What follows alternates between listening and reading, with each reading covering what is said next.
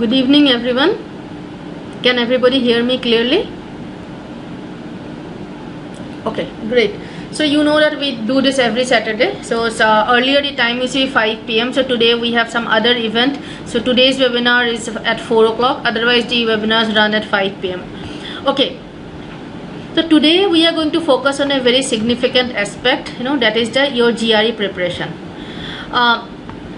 All of you have started your, actually at least most of you, I think have started your GRE preparation, which is good. So you have already taken the first steps. So today we'll talk a little bit about, how to, and there's some things that you need to know right at the beginning. You can't wait till later. There's some things that you need to start doing, right from the beginning of your preparation. So those are the things that we'll discuss about today. We'll also walk through some questions about to just showcase how to apply strategies and all. Just a handful of questions we'll do. We'll have a detailed GRE webinar also later on, but today's webinar is more about an introduction basically. Basic stuff. Those of you who have attended before, know that we run this slide every webinar, that while I'm speaking, while I'm on a slide, please don't type any questions in the chat window. I will not be able to address them. So hold on to your questions. Ask your questions only when I ask you, right? So type your questions in the chat window only when I ask you to. So some basic stuff about the GRE exam. I'm sure all of you know about it, but still I would like to walk through them. One major advantage of the GRE exam as opposed to a GATE exam or a CAT exam, it's conducted throughout the year. So does this mean that you can take the GRE whenever you want to? The answer is no. You cannot take the GRE whenever you want to.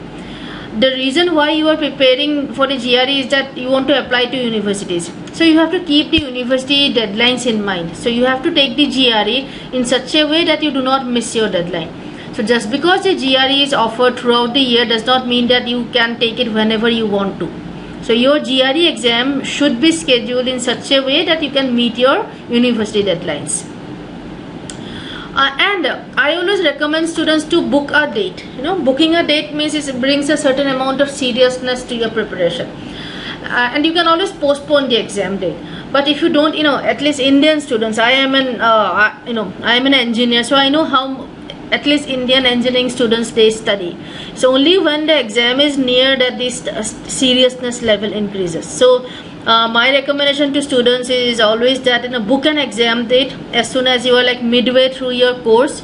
So those of you who have already started your GRE classes with Jamboree, after you are done with around 10 classes, 5 of maths, 5 of verbal, that will be a good time to go ahead and book a date, and then you can then time everything according to that exam date. Another reason why you should be booking an exam date soon is that August, September, October, these three are the peak exam taking months. Very often we see that students are not even able to get any exam slots. So it helps if you can if you can book a date in advance. GRE, unlike your GATE exams or CAT exams, whatever, you can take the GRE multiple times. Let's remember that it's offered throughout the year. So so within a gap of 21 days, you can take a maximum of 5 times a year. So let's say that you take the exam on September 1st and you don't get a score of your choice. So in that case, you can take it again on September 22nd, right? So there has to be a gap of 21 days between 2 attempts, but you can take it multiple times.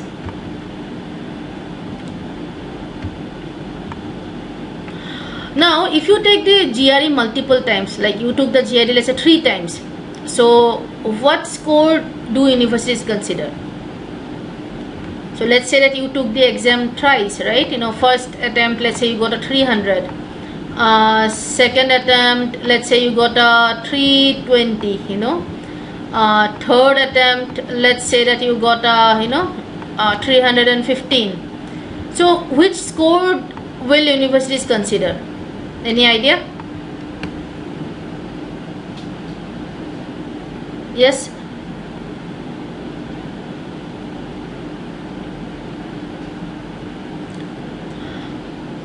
So Mayank, Nitin, yes, 320. Will the universities know that you have taken it 2 more times? Will they know?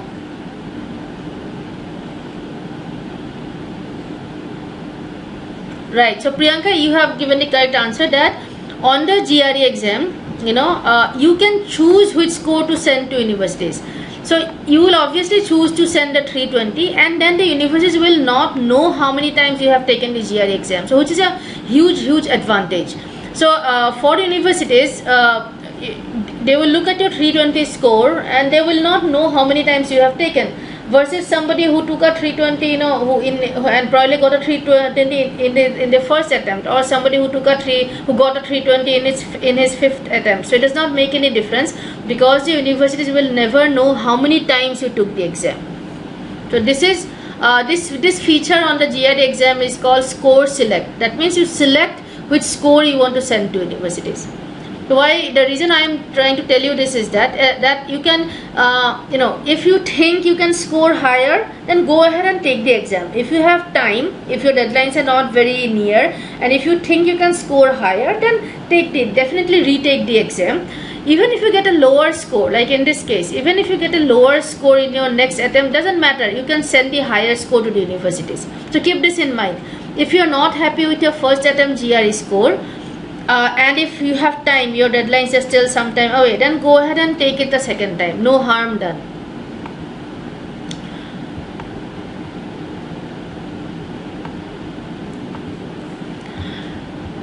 You might have heard this term that GRE is a standardized test, right? You might have heard this term, GRE is a standardized test. What this means is that whether you get a 300 from India, from Nepal, from Dubai, from Singapore, does not matter. A 300 is 300. In fact, in the admissions criteria, in all the all the things that are going to be in your profile, like your academic record, your SOP, everything, of all those things, GRE is the only standardized thing. So what that means is that universities usually compare different applicant profiles based on the GRE score. They cannot compare based on academic record. A 60% from India need not be directly equivalent to a 60% from some other country. Maybe other countries don't even give marks in percentage, right? So the only standardized component in a person's application is the GRE score. Therefore, it helps to have a good GRE score. And remember, you can take it multiple times. So you should do whatever it takes to get a very good GRE score. Because most of the universities, the first level of elimination, or the first level of comparison of applicants is done based on the GRE score, because it is the only standardized component in an applicant profile. Some positives about the GRE exam is that it is a fixed pattern. So in verbal, you have got a fixed you have a fixed number of questions, fixed type of question. It's a very fixed pattern and fixed syllabus. The official guide, all of you know about the official guide. So whatever pattern is specified in the official guide, that's the pattern that's going to come in the exam. So even down to the type of question, it's not that in reading comprehension you can get any type of question. No, there is only fixed type of 3 types of question that will come. End of story. That's it. So this is why preparing for the GREs is easier. You can, unlike preparing for the CAT exam or the GATE exam, where you don't know, every year the pattern changes, every year the number of questions may change. So it's a little, so you not only have to prepare for the content of the exam, you also have to then prepare for the whatever surprise you may get on the exam day. On the GRE, on the other hand, the pattern is fixed, the syllabus is fixed. So this is a huge advantage, and it makes your preparation easier. You don't at least have to worry about what the pattern is going to be this year, or how many questions am I going to get. You don't have to worry about that. So you can only focus on the content, on the strategies, on getting the questions correct. All of you know that there are 3 segments. One is the analytical writing assessment, right? Here you have to write 2 essays, issue and the argument, right? So this, by the way, happens to be the most neglected section. Students usually don't prepare for the AWA essays only after they are only when they start taking the full-length test, they start writing this. This is a huge mistake. Don't do that. Analytical section has a cutoff. Universities impose a cutoff of 4. So if your GRE, no matter how high your GRE score is, if your analytical score is not 4, you will not get admission in good universities. So do not ignore, do not neglect your analytical writing AWA section. Then next, quantitative, there are 2 sections, right? In math, you know that you have got 35 minutes, in which for each section you have got 35 minutes and you have to solve 20 questions, right? So maths. Then you have got verbal again, same just like quantitative, that you have got 2 sections. Each section is 30 minutes and you have to solve 20 questions. Now in verbal, the problem is that these 30 minutes, it does not include the time that you will need to read the reading comprehension passages. So 20 questions, if you have to solve 20 questions in 30 minutes, that's already only about 1.5 minutes per question. On top of that, you will need extra time to read the reading comprehension passages. So actually in GRE, you end up getting less than a minute per question, which is why speed and accuracy, both of them you have to work right from day one for the verbal section. GRE is a computer adaptive test. What that means is that depending on the performance, on one section, the difficulty level of the next question will be there. So when we say that in verbal, for instance, the scoring is 130 out of 170, all of you know that the maximum that you get is 170, and you have to do 40 questions, right? 40 questions in 60 minutes. Now these 40 questions, they don't carry equal marks. The marks of a question depends on the difficulty level of the question. So if the first section in verbal, remember you get 2 sections. So in the first section, if you do well, then the second section will be of a higher difficulty level and the questions will carry more marks. On the other hand, if the first section you don't do well, then the second section will be of a lower difficulty level and the questions will carry lesser marks. So the first section of math and the first section of verbal, you have to make sure that you are performing really well. So these are the most common mode of preparations. A lot of students do self-study. That means they don't join any coaching institute or anything. They just do self-study. Then there are people who people like you who join a classroom program, right?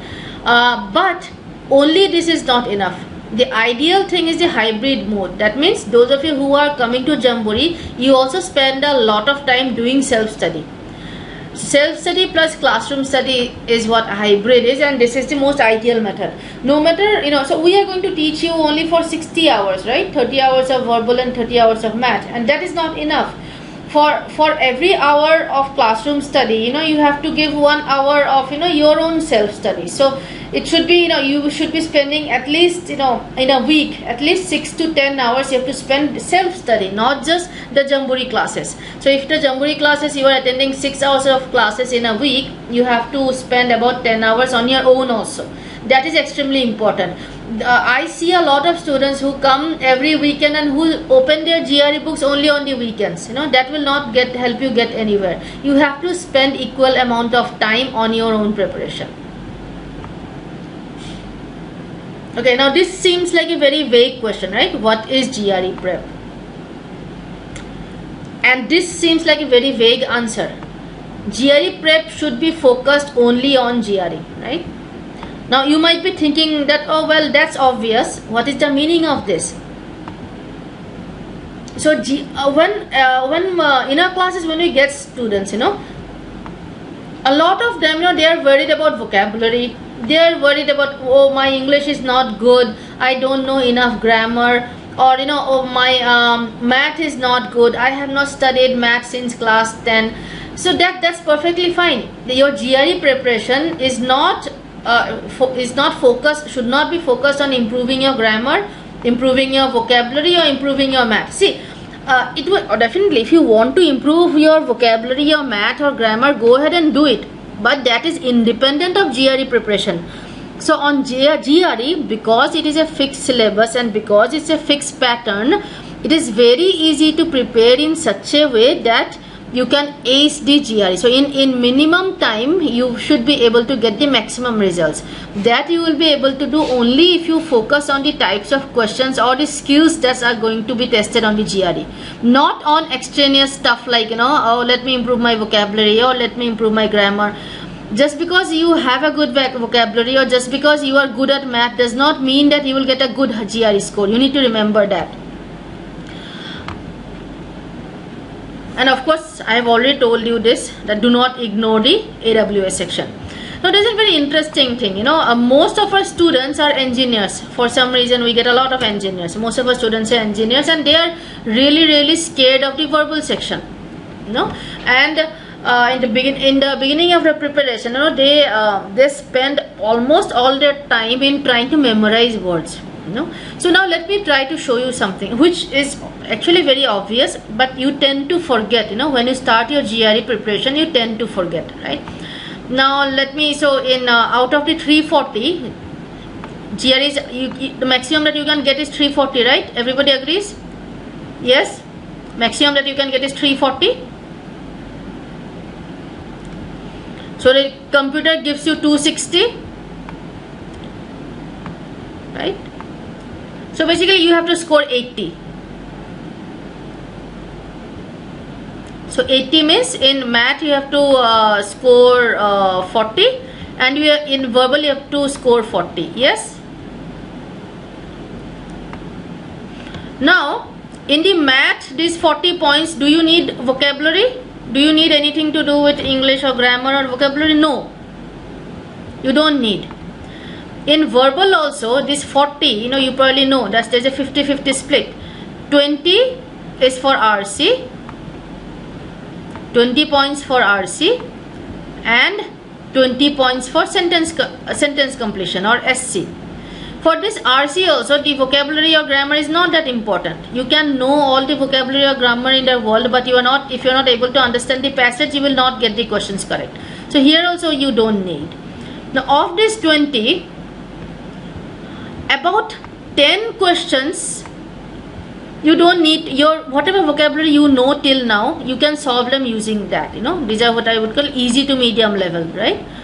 Then there are about 10 hard level questions where yes, your vocabulary knowledge is going to, you will require vocabulary to solve. So 10 points. So let's say, so are you able to do the math?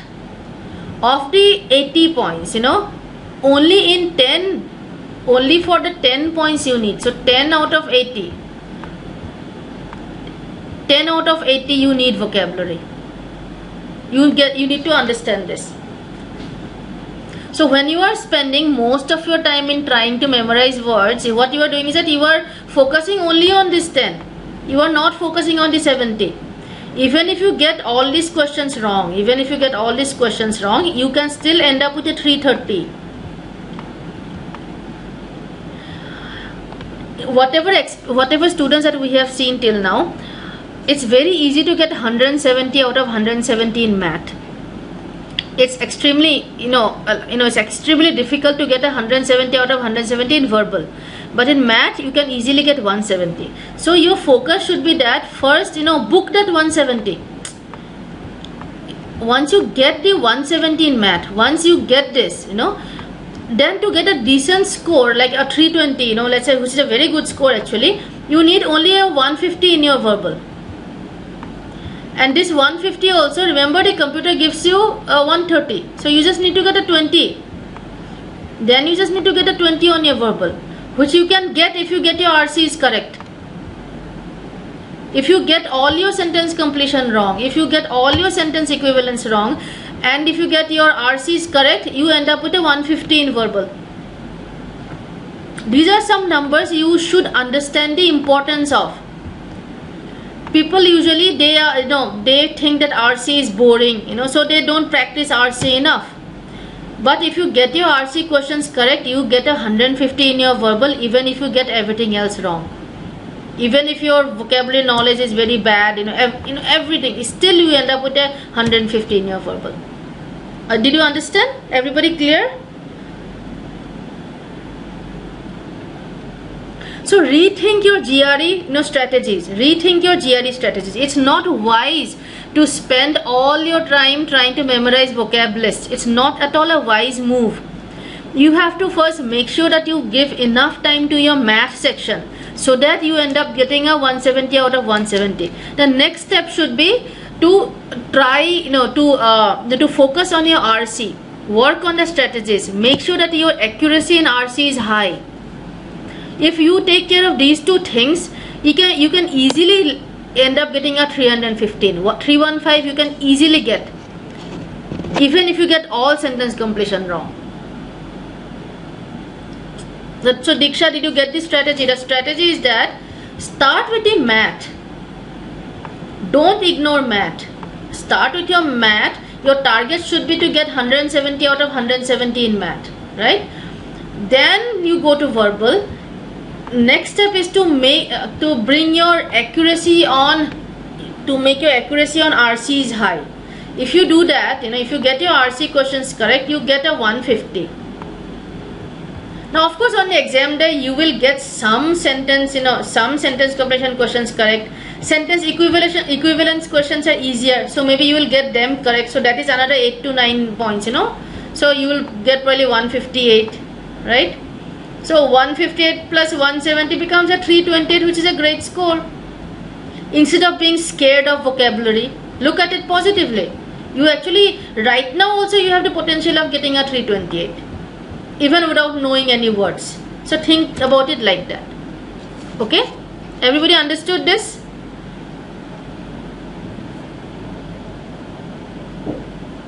Yes? No? Okay. Everybody understood what I am trying to say? I'm almost sure that there are a lot of you here today who are just focusing on memorizing the vocab list,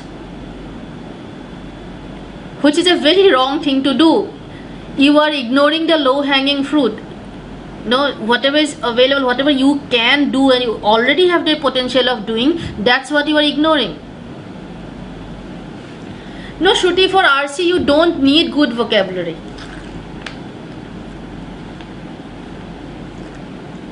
Because the RC questions are usually not that vocab oriented. You will have clues. You will have clues in the questions.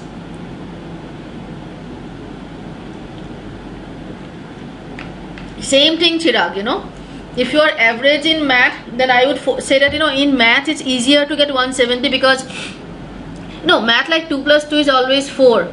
In verbal there are no such clear-cut answer. You have to pick the best option. So verbal it's easier, it's more difficult to get get your accuracy high.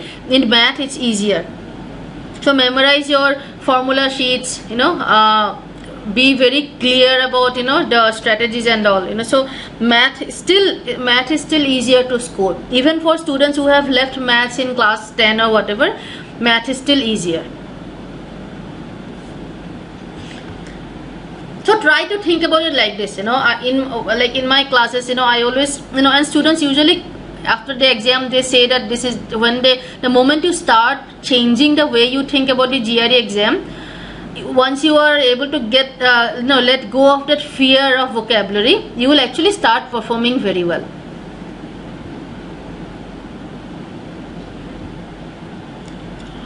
See, Priyanka, people do get 170 out of 170 in verbal also, but it's comparatively difficult.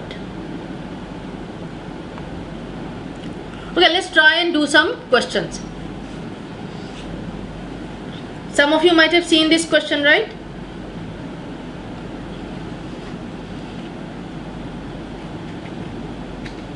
Now in sentence correction, okay, so by the way, what is the name of the verbal section in GRE? What is the name of the verbal section in GRE?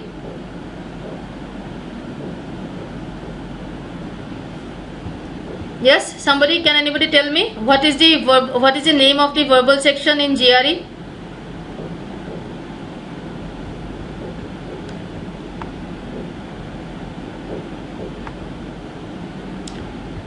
What is the name of the verbal section in the GRE exam? Come on guys.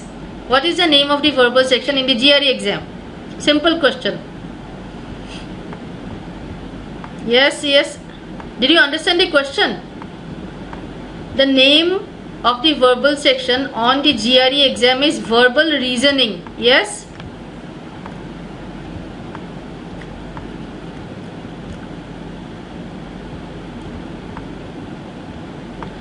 Don't forget this part. It's reasoning. Is it vocabulary? Is it verbal ability? Is it vocabulary test? No, it's not. It's verbal reasoning. It's not verbal ability. It's verbal reasoning. One very significant part is this reasoning. It's logic. It's logical. It's test of your whether you understand English or not, whether you have the logical ability or not. So if you have got good analytical skills, if you have got good logical reasoning abilities, you will get a good score in the GRE verbal section as well. But you need to apply this reason. Don't just blindly try to solve questions. Try to understand first. So let me explain with the help of this question. First of all, those of you who are in a class, you will know not to look at the answer options right away. You should first try to understand the question, identify some keywords, and then move on, right? The keywords are extremely important. Identifying the keywords very important. So let's read. Okay, am I audible? Everybody can hear me? Okay, great. The labor union and the company's management, despite means in spite of whatever, right? So despite their long history, let's say I don't know the meaning of these words. Long history of disagreement. Okay, we know this much. On nearly every issue. So the labor union and the management, they have a long history of disagreeing on everything. Okay, this much we have understood. They have nevertheless, nevertheless means in spite of everything, then reached an unexpectedly. Now reasoning wise, so now this labor union and management, they disagree on everything. So what will be unexpected? If they agree something, right? If they agree on something, that will be the unexpected outcome, because they have a long history of disagreeing on everything. So the unexpected thing is if they start agreeing on something. Okay, so they unexpectedly, so whatever, still let's not read this portion right now. Agreement. So they have come up with some type of agreement. Right? So on the next year's contract, so these two entities who have a long history of disagreeing on everything, they have unexpectedly come upon on an agreement. Now what kind of agreement? Remember this rule. Those of you who are Jamboree students, you know this rule, right? If there is something and then there is something between commas, then this portion describes whatever comes before. You guys know about this rule? Yes? Portion between the comma, they describe what comes before that. Now, so what kind of agreement? Now, we already know that it's unexpected. So, the blank cannot be unexpected. So, we're looking for some kind of, agreement. What? So, albeit still tentative. So, albeit means even though, still tentative, right? So, it is tentative. It's not final yet, So, it has come. So, this word means, like it says, it is an agreement, but it is not final yet. So what kind of agreement? And it also has to be unexpected, by the way. So that's why your answer is swift. It's unexpectedly swift. Fast. Swift means quick, right? But it's not final yet. That's why conclusive is not the right answer. You can get stuck between swift and conclusive. But the portion between the commas, they give you the hint that it's still tentative. That's why conclusive is not the answer. Reluctant, hesitant. If it's reluctant, if it's hesitant, then it's not unexpected. For two parties who have a long history of disagreeing on everything, if it is like a hesitant or reluctant agreement, then it is nothing unexpected. The unexpected thing is that it was a very quick, a very fast agreement. Yes, everybody understood?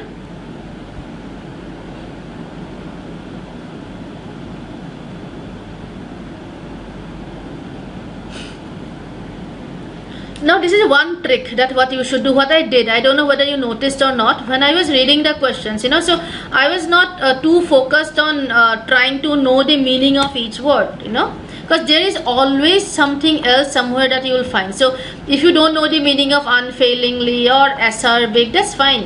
There are some common words that you will know the meaning of, right? So you can do this. If you are not able, in the main question itself, if you are encountering words whose meaning you don't know, so to try to skip them. You may still be able to find the meaning. In the higher difficulty level questions, remember we talked about that in there about 10 points worth of questions where you will not be able to solve without knowing vocabulary. So here you might face a problem. Otherwise, this type of question, even if you don't know some meanings of some words, you can skip them and you can still get the correct meaning of the sentence. Ultimately, it's understanding the sentence that's more important than trying to fill it with the right word. So you need to understand the meaning, what it means, find the keywords, find the find the hints, find the clues, and then get the correct answer. Some of you have probably already done this question in your classes. Yes, so you know what I am talking about.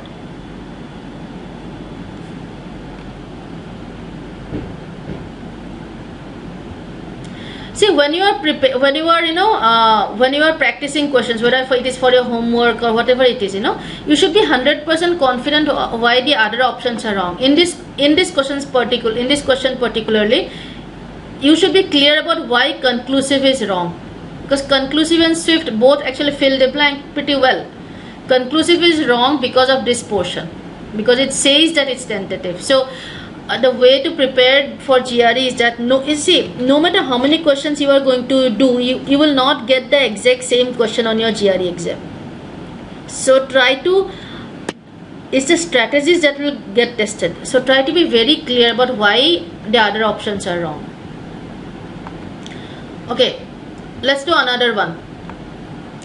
People think that the 3 blank questions are very difficult, or they are the most difficult. That's what people think about 3 blank questions.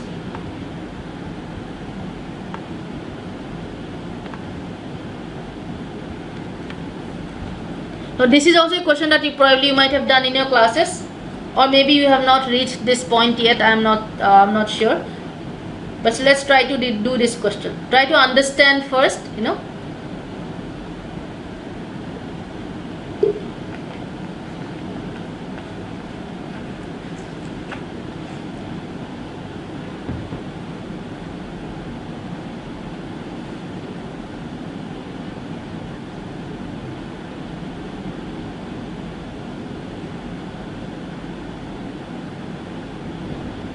Okay, so let's start by, again, we are not going to look at the options right away. We'll try to understand the sentence. In her, let's say you don't know the meaning of this word. So in her original writing, original means it's not fake, it's not copied from somebody else, it is her own writing, it's very original, right? In her original writing, she went further than any other 20th century author in English. Okay, so what is it about her writing? She did something to literary language and form, okay? She did something to the stylistic conventions, and she did something to, so if you read it like this, then it's like, oh my god, it can be anything. So let's tackle one blank at a time. So first of all, we know that her writing is very original, right? So what does she need to do to keep her original writing? Stabilizing? No, she did not stabilize. Canonizing is also wrong. Reinventing.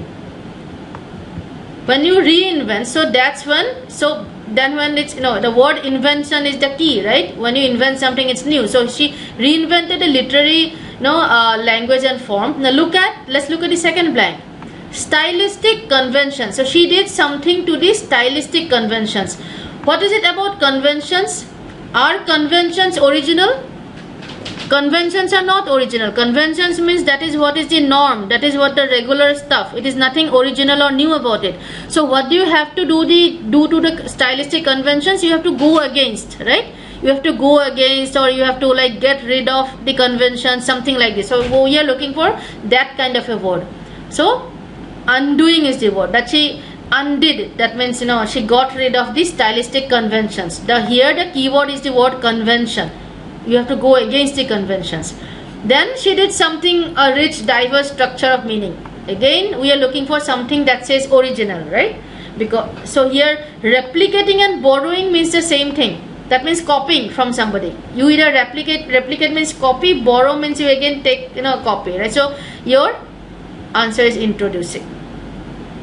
So in this question also, when you first look at it, you see that there is not many hints, but once you understand, the only keyword that we need is the word original. We know that her writing is original, not copied from anything else. So based on that understanding itself, you will be able to get the correct answer. Let's say you don't know the meaning of this word, still you will be able to get the correct answer, because the rest of the options are not that difficult. Everybody understood? Some of you probably have done this question in the class, so you nothing new about that. Rest of you were you able to understand?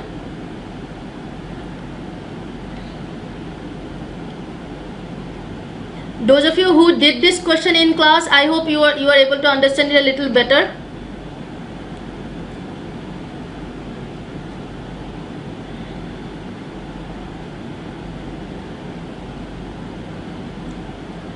So the focus on sentence completion, the focus on sentence completion should be to try and understand the sentence. Remember, it's a verbal reasoning test. Okay, so once you know the meaning, once you understand what the sentence is trying to convey, the meaning, the meaning the sentence is trying to say, then it will not be that difficult, to fill up the blanks.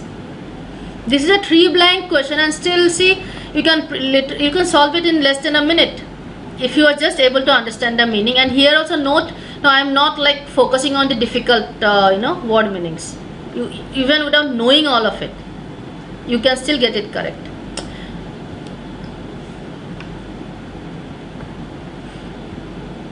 Okay, so I hope you now have some confidence.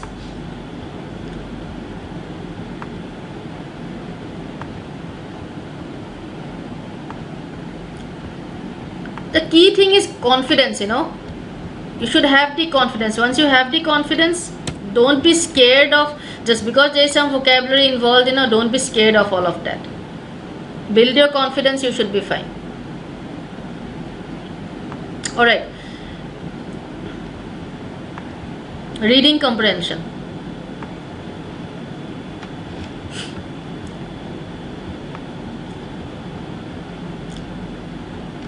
Just everybody please take 2 minutes and read this paragraph, read this passage. Again, some of you who are in our classes, you might have already done this passage, but still spend 2 minutes and read this passage.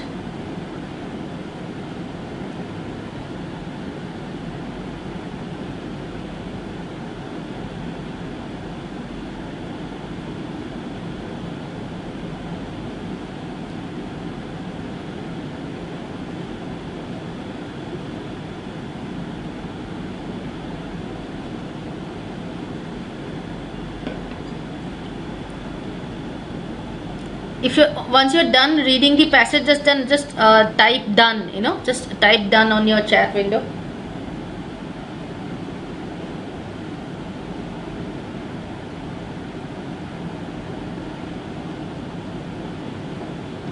Okay, great, a lot of you are done, so I will start. Now, one trick about reading passages, RC reading comprehension passages, is that you should know how to read. Keywords keywords are important for reading comprehension passages also. Keywords are not required only for sentence completion. Keywords are important for reading comprehension passages also. So with this passage I would like to show you how you should be reading the passages. This is not something that is appearing on a newspaper or in a novel that you are reading. You have to read in a particular manner. Okay, try to break it down. Try to break down the passage into different parts. So let's start. I enjoyed a dream, whatever. Now see, I know this is talking about a book, right? So I'm not even going to read the whole part. Portraits of I'm not going to read all of it. I enjoyed a dream for the same reasons that as a child I avidly consumed women's biographies.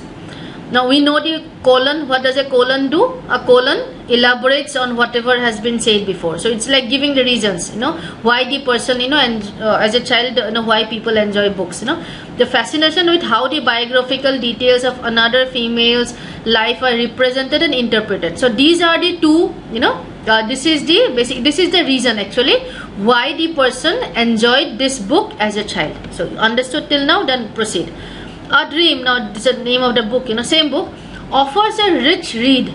So a rich read, so that means till the author is saying something good about the book, varied in both the lives and texts of the women portrayed and the perspectives and styles of 16 essays, right? So the author till now has said positive things about the book.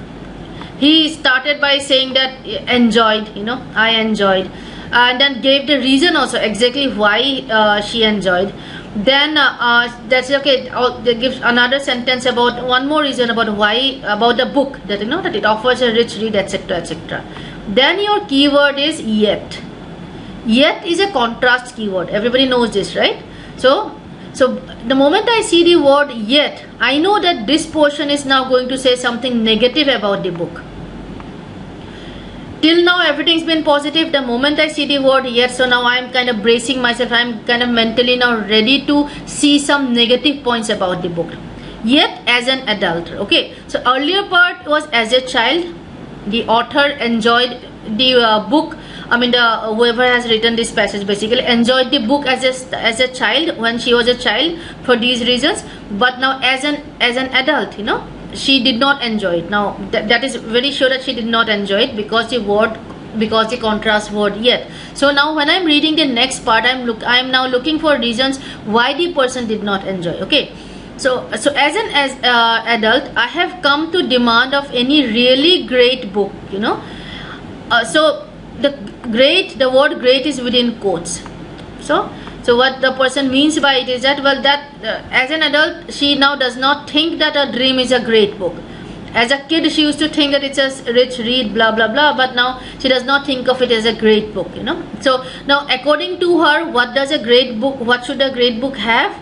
A self-consciousness about the tenuous nature of blah blah blah blah blah. See, I'm not that worried. You don't know the meaning of tenuous, okay, that's fine. Critical contextualization of florid detail, again, okay, these are she's just like in this case, remember with the colon, she gave the reason why she enjoyed as a kid. Now she's giving reasons that she expects a great book should have, but which the book does not have, definitely. So these are the three reasons. And the self-awareness of the role of blah blah blah blah blah. Okay, in these critical senses, so in these three reasons, 1, 2, 3, A Dream is inadequate. To understand the passage is extremely important to understand the passage also, right? And did you notice how I bifurcated the passage into two parts? So this part is all positive and this part is all negative of the book. So if I get a question now I'll come to the questions. If I get a question which is talking about asking about something positive of the book, I don't have to worry about what is written in this part. If the question is asking me something negative about the book, I don't have to worry. My answer is not going to be in this part. So even though it's a very short passage, it's a literature passage, it's a little complicated. So even though it's a short passage, it is very clearly bifurcated into two parts. A part which says something positive about the book, and the next part which says something negative about the book. The author started by saying that she enjoyed a book, and then she ended by saying that it's inadequate. That means it's not complete, or it's not, it's probably not as good as she thought, right? Everybody understood? So when you are reading a passage, please don't just read for the sake of reading. Look for these things. You are anyway going to do it as a part of sentence completion. You should develop the habit of reading RC passages also like this. Objective is not to read the passage, by the way. The objective is to get the questions correct. Now once you are able to bifurcate it like this, your ability to solve the questions will be far easier. Okay, now let's look at the question. The author of the passage suggests that A Dream falls short. In which of the following respects? Falls short is positive or negative? This question is asking something positive about the book or something negative? Negative, right? So where is my answer going to be? The portion after the word yet is not going to be in the first half, so I don't care, right?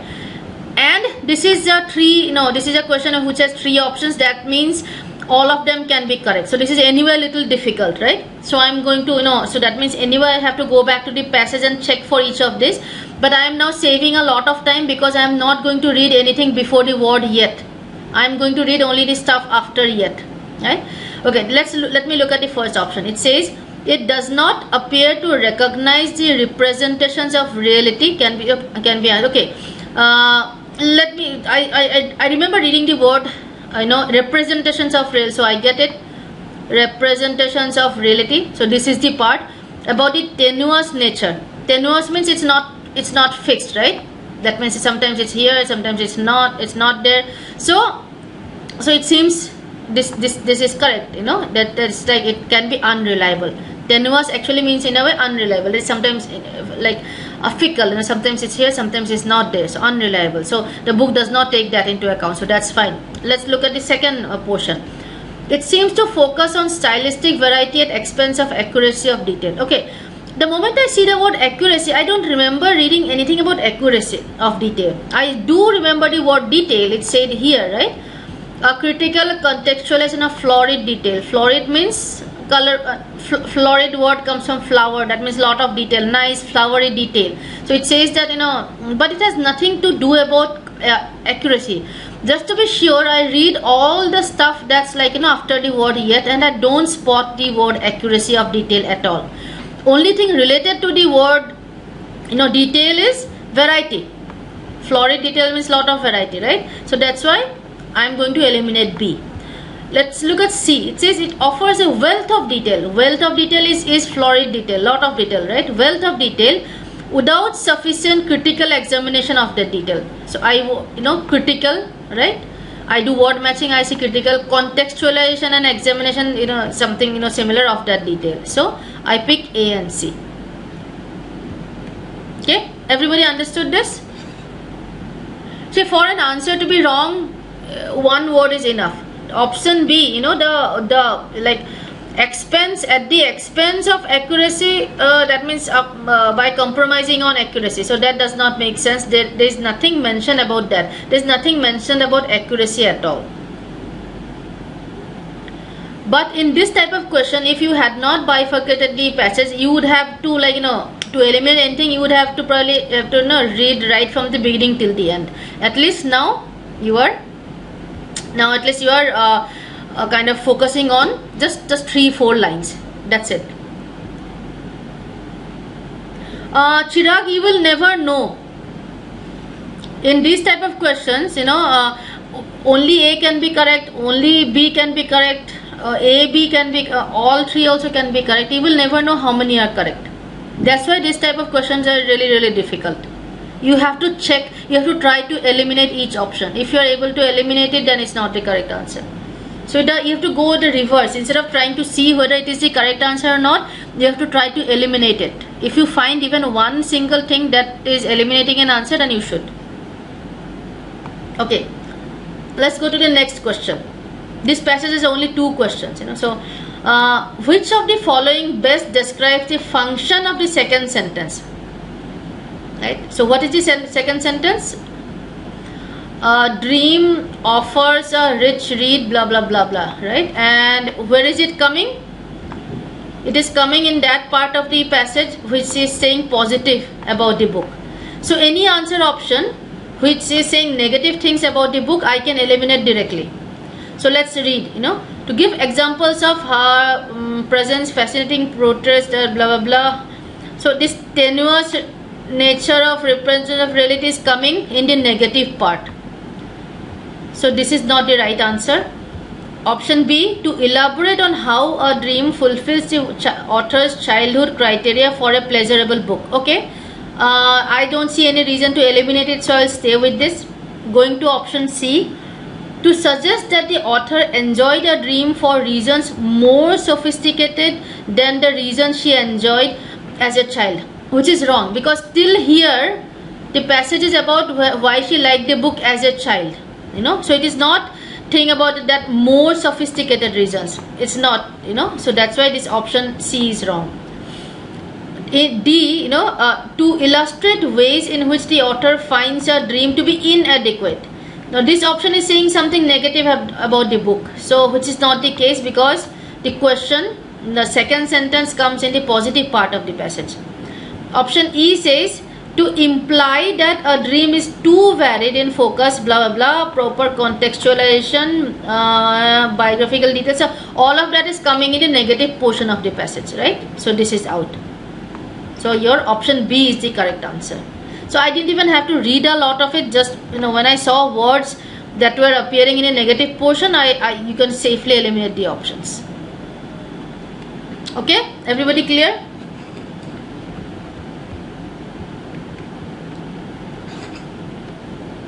So those of you who did this question as a part of in your class, you know, I hope you were able to learn something new.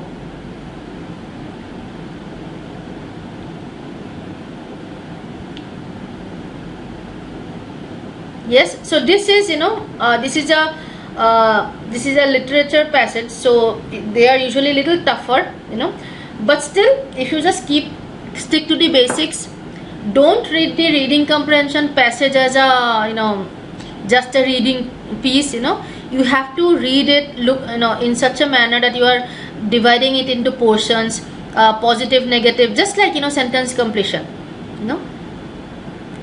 Try to find keywords. In this we were able to find you know, a contrast keyword. There may be some other keywords in some passages. So next time when you do any reading comprehension passage, spend a lot of time on understanding, dividing, and basically fractioning the passage. Then the time that you will need for the questions will automatically reduce. So try this, you know, next time you do a reading comprehension passage. Okay.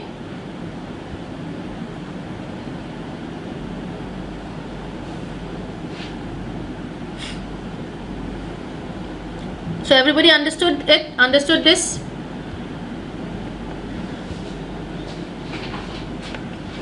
Okay.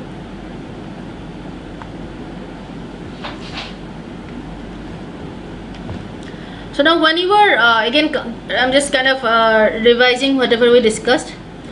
So it's not important how many questions you do. What is important is that you do it in a proper manner. What that means is that, you know, that you have to be 100% sure why the other options are wrong. In the first sentence completion question that I showed you, if you are not sure why conclusive is wrong, that means your preparation is not good. So you will never get the same question, no matter how many questions on earth you do, you will never get the same question on your GRE exam. Okay, time management is very important.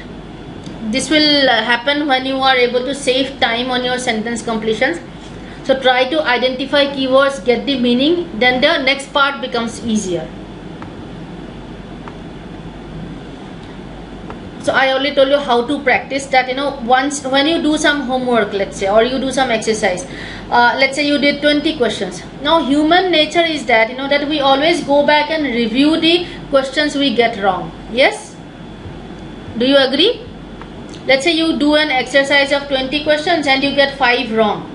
You will probably go back and review the 5 questions that you got wrong. You will never ever review the questions that you get correct, which is very wrong, So at the preparation stage, when you are in the classes right now, so you need to make the best, you need to get the best out of your preparation. So while doing homework, keep a piece of paper ready with you. So like, where let's say you are doing question number 1 and you are stuck between option A and C, and you click, selected A and it is the correct answer, right? But on exam day you could have selected C and then you would have got the question wrong. So while doing your homework, keep a piece of paper with you and then write the options where you got stuck. So option in question number 1, A, C, irrespective of what you picked, make a note of the options where you got stuck. 2 maybe, B, F, I don't know, whatever it is. So when you review, you should of course then see, okay, why did you get stuck, why is C correct and A wrong. Be very clear about it. If you are still not clear, then next time when you come for your classes, ask your faculty. Okay, that when your faculty will teach you that C is the correct, you should ask that why not A. That is the right way of preparing. And always keep a record of the options where you get stuck, irrespective of whether you got it correct or not. And you should do it like side by side. It's not that you first do the entire exercise and then you try to find the options where you got wrong. No, that is not the right way. Okay, so try keeping this. It will help you a lot. Next is when to practice. You should never practice, you should never do questions late in the night. You should never ever do it, especially reading comprehension. What will happen is that you will make silly mistakes. So the question is also, gets wasted, plus your confidence level also goes down. So you should always do your homework, or you should always practice when you are, like in the middle of the day sometime, maybe between your lunch hour or immediately after you get up. Divide, if you are not able to find 1 or 2 hours in one stretch, that's perfectly fine. Spend 15 minutes in the morning, 15 minutes in the day, that is perfectly fine. But don't do fresh questions late in the night. You will make silly mistakes, and it is demotivating for you. Plus the question then goes waste, right? How many? I'm pretty sure all of you probably make a lot of mistakes when you are tired. That's another reason why you should not be doing questions when you are tired, or when you are sleepy, or when you're not feeling well. Not a good idea. I mean, if you are, let's say, if you have a fever or something, I would rather that you spend your time looking at your formula sheet, look at your contrast keywords, try to memorize them, try to go through the vocabularies, do all of that, but don't solve questions. I already told you that the register for the exam, it helps to have an exam date, and when you're booking your exam date, GRE is offered in 3 slots in a day: morning slot, afternoon slot, and evening slot. Try to avoid the evening slot. The evening slot is either at 4 p.m. or 5 p.m. In our experience, we have never had a student get a good score in the evening slot. What happens is that that you wake up in the morning, then you are tense throughout the day, you are not able to have your lunch properly. So by the time you are starting the exam, you are so nervous that you are just a bundle of nerves. You don't want to do that. So avoid the evening slot. Morning and afternoon slots are fine, but evening slot is very, very bad. But however, if you don't have any option and you have to pick the evening slot, then I would recommend that you wake up late. Maybe you wake up at 1 o'clock or 2 o'clock in the afternoon. Do whatever it takes to reduce the time that you spend being nervous on exam day. You just cannot, you should not be nervous. If you start becoming nervous, tell yourself that, oh, that's okay, I can retake the exam after 21 days. Universities will never come to know anyway. So tell yourself that, but don't get nervous. If you become nervous, you will make silly mistakes in maths. You will just not be able to find the keywords in reading passages, and you'll just mess up. So don't be nervous. I know it's easier to say, but still tell yourself that, oh, that it's okay, if I get a low score, I'll take it again. Just tell yourself that. Keep telling yourself that. Okay, some more things. When you're practicing, don't write on your books, don't mark on your books. When you ultimately when you sit down to revise closer to the exam, if everything is already written on the books, then the books become useless. Second thing is that GRE is a computer test. So if you get into the habit of underlining stuff or cancelling stuff on the book, then you will have a huge problem when you start taking tests or practicing on the screen, right? So don't write on your books right from day one, whether it's maths or verbal. Don't write on your books. Practice on material similar to the actual GRE exam. Okay, as I said, there are tons of material available in the market. Okay, but even in Jamboree we give you a lot of material, but you should minimum stuff that you should do. This is the list of official material. I don't know whether you know or not. Official guide, then there's verbal and math reviews, also official, the ETS test, right, and the AWA topic pool on this website. So this is the official material. this is the minimum stuff you should do. You do this first. You should do this first, before going into anything else. So in Jamboree, if we have a book 2 also, so before book 2 you should do this, the OG and the content verbal reviews. You should be doing this before you start doing the book 2. There's some myths, as I told you. There are people think that you have to get a 320 plus to get an admission in top college, which is very wrong. I have seen students, actually I have seen even PhD students getting admission with full scholarship with a score of 305, 308, because it's the overall profile that matters. You may have a very high score but no research or very poor academics. In that case, it's better to have a probably a average GRE score but very good academics and very good research profile. So only GRE score is not enough to get admission. You need a lot of the admission profile is very important. We covered the admissions criteria in one of the previous webinars, so you already know about those. There's another myth that you need to be very good in math and English, which I already showed you. No, that whether it's quant or verbal, it's the reasoning. It's not just pure skills. Again, very wrong. I can't focus on this enough. The moment you realize that only 10 out of possible 80 points, only this much is vocab based, only this much is dependent on on vocabulary. The moment you realize this, you will get a good score. Trust me on that. On the GRE exam, there is an option to skip questions. You know that probably, right? That if in a section you are not able to answer a question, you can skip and go to the next question. Lot of students feel that, oh, this is a very great option. I can just then first read the questions and then do what I know. But that's not advisable at all, because you are wasting a lot of time. So just you can do this. You can do all sentence completion questions in one go, or you can do all the RC questions to begin with. You can do that. That is perfectly okay. But after reading a question, if you think you don't know the answer and you want to skip it, that is not right. Mark the answer that you think is the best possible answer and move on, right? Mark it for review, and after the exam, if you have time, you can go ahead and review it, right? So don't just randomly skip question just because you can skip question. It kills a lot of time.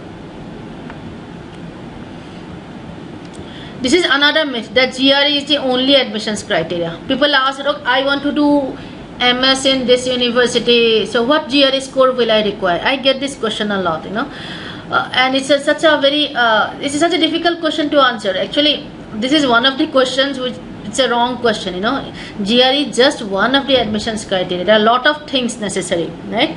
So Chirag, your question is how much work experience matter? How much it covers up for GRE score?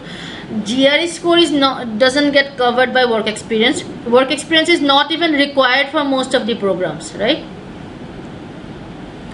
Again, Abhishek, your question is very, very generic. What is academic score required for a good profile? I can't answer this question because I don't know what you mean by good profile. I don't know what kind of colleges you are targeting and what kind of program you are targeting. Unless I know that, I cannot answer your question.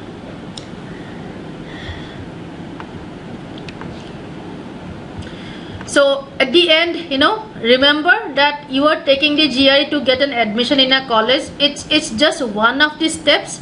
There are a lot of things that you have to do. So make sure that you have enough time to make your applications. Today, whatever we have covered, just as I said, your focus should be on only those elements that are tested on the GRE, not on like other stuff, like improving vocabulary, improving grammar, or memorizing math formula. That's not about GRE. You should only study as much as whatever is required for GRE. That's what you have to study. Okay? No, there is no negative marking. So this is all for today. We like to keep this webinar short because we do this quite often. So these are some of the resources that you should go to. University deadlines are here, right?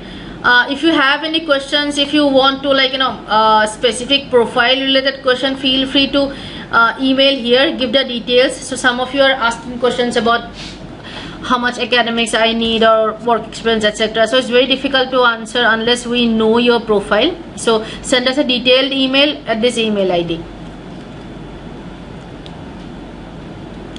Okay then, I hope you found this session useful. No, Lavesh, you should not keep the question blank. See, at that time, whatever you think is the best possible answer, mark it and then mark the question for review later on. Don't leave it blank.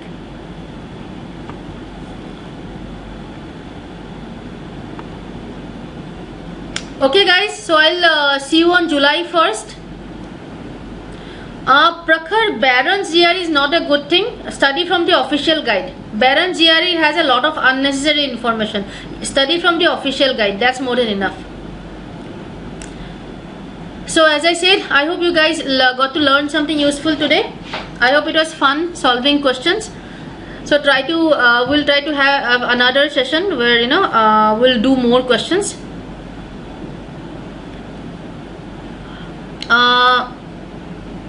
Hemant, PhD deadlines are difficult to find, because PhD deadlines are different from MS deadlines. So you can ask if you're enrolled for our admissions counseling, you can ask our admissions counselor.